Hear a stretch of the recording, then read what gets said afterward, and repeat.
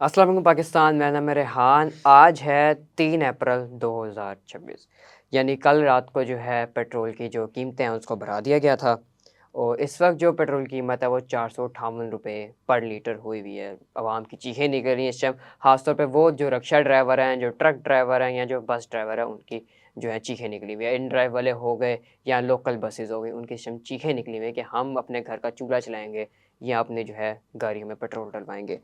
Petrol की जो कीमत है वो 458 तो हो गई है, लेकिन इसके ऊपर थोड़ी-सी रियायत भी हुकूमत ने दी है कि 20 लीटर अगर एक मोटरसाइकिल वाला 20 लीटर पेट्रोल डलवाता है तो उसके ऊपर ₹100 की इसको सब्सिडी मिलेगी, मतलब ₹100 की इसको रियायत होगी।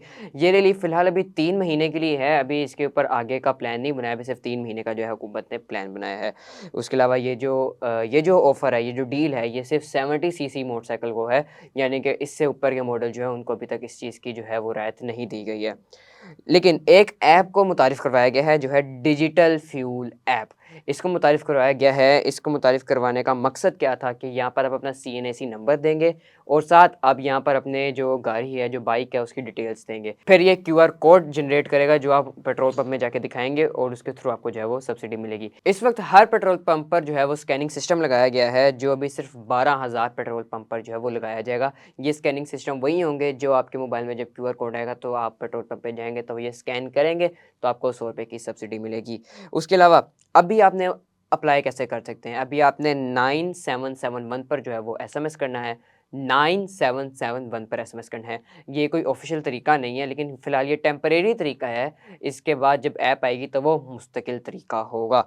ट्रक ड्राइवर्स को भी जो है वो दे दी गई है, राहत दे दी गई है। टोटल 70,000 ट्रक्स को और 1 लाख बसेस को जो है वो सब्सिडी का ऐलान किया है। ये इसलिए किया गया है ताकि जो किराए हैं उसको ना बढ़ाया जाए और जो दूसरी आवाम है जो सफ़र करती है उनको आसानी हो सके। और उसके अलावा रिक्शा ड्राइवर जो हैं उनको भी ₹100 की जो है वो सब्सिडी दी जाएगी। लेकिन अब सवाल यहाँ पर ये आता है कि 458 का पेट्रोल है, ₹100 का आप सब्सिडी देंगे, तो क्या 358 का पेट्रोल कोई सस्ता पेट्रोल तो नहीं ना है? अब या तो वो अपने जो सारे दिन की कमाई है, उससे या तो वो अपने घर का चूल्हा चलाएगा या फिर अपनी गाड़ी चलाएगा। आपकी इस बारे में क्या राय है? हमें अपनी राय से ज़रूर आगाह कीजिएगा। शुक्रिया।